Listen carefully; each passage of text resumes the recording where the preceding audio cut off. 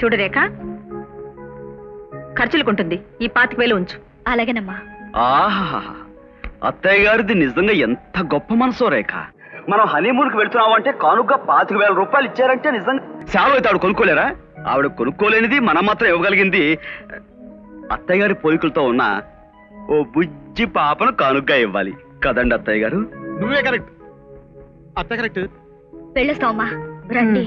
Honeymoon అంటే చాలు, ఒకటే తొందర. వస్తాం అత్తయ్య గారు. వస్తామమ్మా.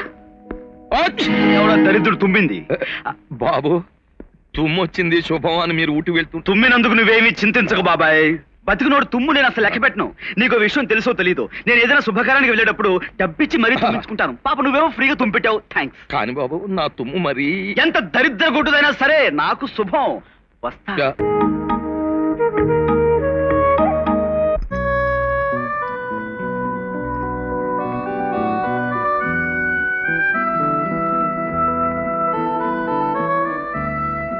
హలో, చలి కాచుకోవడం అయిపోయింది కదా, ఇంకొచ్చి పడుకోవచ్చుగా. అవునండి, అక్కడి నుంచి నిద్ర. ఏంటి, మనం ఊటీకి వచ్చింది పడుకో నిద్రపోవడానికా? మరి ఇంక దేనికి?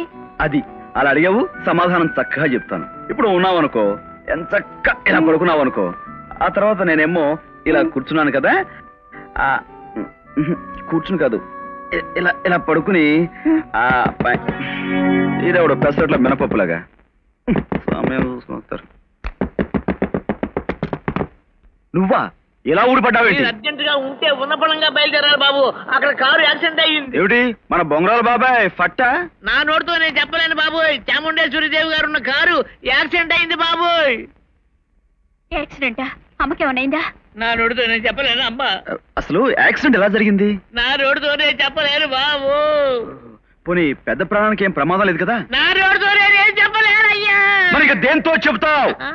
సీరియస్ గా చెప్తుంటే ఏమిటండి మీ జోకులు? పదండి వెళ్దాం. అది కదా రేఖ, ఇప్పుడు అమ్మని చూసుకోవడానికి అక్కడ మనుషులు ఉన్నారు కదా, ఈవేళ నైట్ కి మనం ఊటీలోనే ఉండిపోయి ఆ తర్వాత మార్నింగ్ ఇంచక్క అమ్మకలా ఉంటే మన ఇద్దరం.